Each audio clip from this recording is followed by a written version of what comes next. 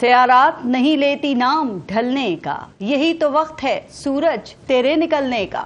یہ وہ شعر ہے جو وزیر اعظم شہباز شریف نے اب سے کچھ ہی دیر پہلے کیے گئے قوم سے خطاب کے آخر میں ہمیں سنایا ہے۔ وزیر اعظم صاحب کا خطاب جذبات، الفاظ، خواہشات، الزامات اور ماضی کو کوسنے سے بھرپور ہی تھا، لیکن آج کا یہ خطاب عملی اقدامات، ترقی کے روڈ میپ، کسی ٹھوس پالیسی اور مقاصد کے حصول کے لیے کسی واضح لاہے عمل سے یکسر خالی تھا۔ آج ان کا خطاب سن کر ایک بات ذہن میں آئی کہ انہیں بتایا جائے کہ نہ تو وہ اپوزیشن لیڈر ہیں اور نہ ہی کوئی مبلغ، بلکہ وہی اس ملک کے وزیر اعظم ہیں۔ جناب، آپ کے پاس اقتدار ہے، آپ کا حکم چلتا ہے، اور جو بھی آپ کہہ رہے ہیں نا، یہ سب کرنے کے لیے آپ کو عوام نے منتخب کیا ہے۔ وزیر اعظم شہباز شریف نے اپنے خطاب میں کہا کہ اشرافیہ کے اخراجات بہت شاہانہ ہیں۔ تو وزیر اعظم صاحب، یہ اشرافیہ کون ہے اور اس کو یہ اخراجات کرنے کی اجازت دیتا کون ہے؟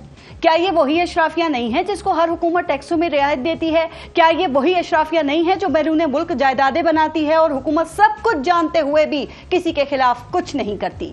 انہوں نے اپنے خطاب میں یہ کہا کہ عوام کے پیسے پر عیاشی نہیں ہوگی۔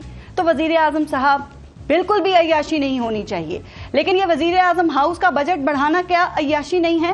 آپ نے اپنے دفتر کا بجٹ بڑھا لیا، پارلیمنٹ ہاؤس کا بجٹ بڑھا لیا، سرکار چلانے کے لیے اخراجات میں 300 ارب روپے اضافہ کر لیا، تو کیا یہ عیاشی نہیں ہے؟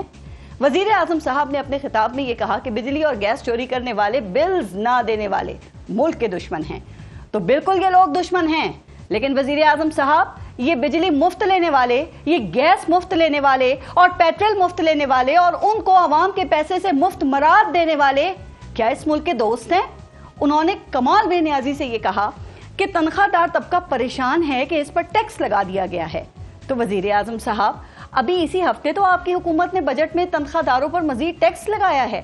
کیا یہ سب آپ کے حکم کے بغیر ہی ہو گیا یا بجٹ پر آپ سے بھی مشاورت نہیں ہوئی ہے؟ وزیر اعظم صاحب، ملک کو ترقی دینا صرف آپ کا ہی نہیں بلکہ ہر پاکستانی کی یہ خواہش ہے، لیکن یہ سب کچھ صرف باتوں سے نہیں ہوگا نا۔ اس کے لیے آپ کو اپنے اخراجات کم کرنے پڑیں گے، اپنی مراد کو ختم کرنا پڑے گا، حکومت کا سائز کم کرنا پڑے گا، اور اگر آپ یہ سب نہیں کریں گے تو پھر جس شعر پر آپ نے خطاب ختم کیا ہے اسی کا اگلا شعر یہ ہے کہ بگڑ گیا جو یہ نقشہ ہوس کے ہاتھوں سے، تو پھر کسی کے سنبھالے نہیں سنبھلنے کا۔